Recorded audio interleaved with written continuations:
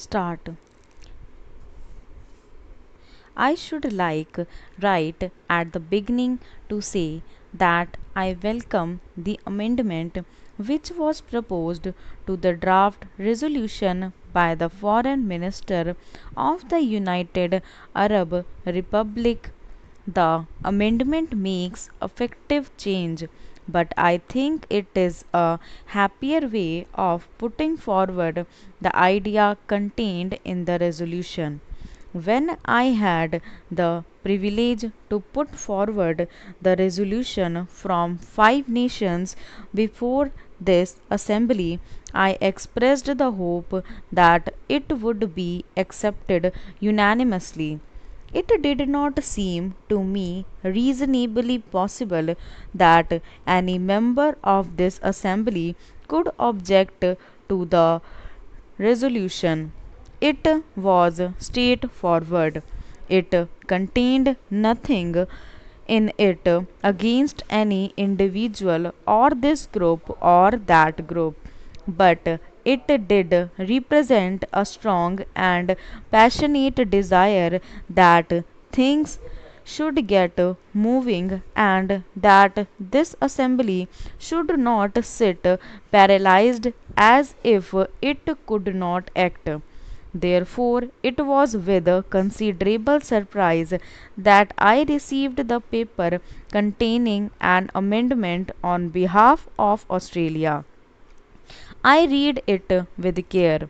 I found some difficulty in understanding it, and the more I read it, the more surprised I was that any member of this assembly should have put this forward as an amendment.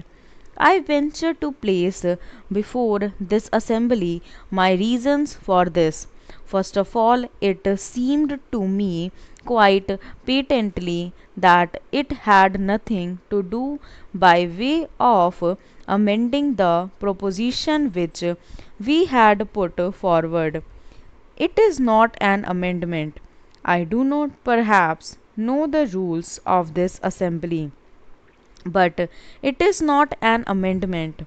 It may be, of course, a separate resolution in some form or another, and might have been brought forward and considered by this House.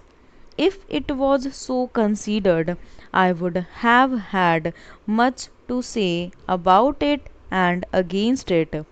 The Prime Minister of Australia, in his speech, made it quite clear that it was not an amendment, although he might call it so. Therefore, I could not quite understand what meaning lay behind this amendment. I have the greatest respect for the Prime Minister of Australia, more especially for his keen mind and ability. I wondered if that keen mind had not tried to cover up with a jumble of words something which had no meaning at all. I was particularly keen to listen to the Prime Minister of Australia in the hope that he might throw some light on this aspect. Stop.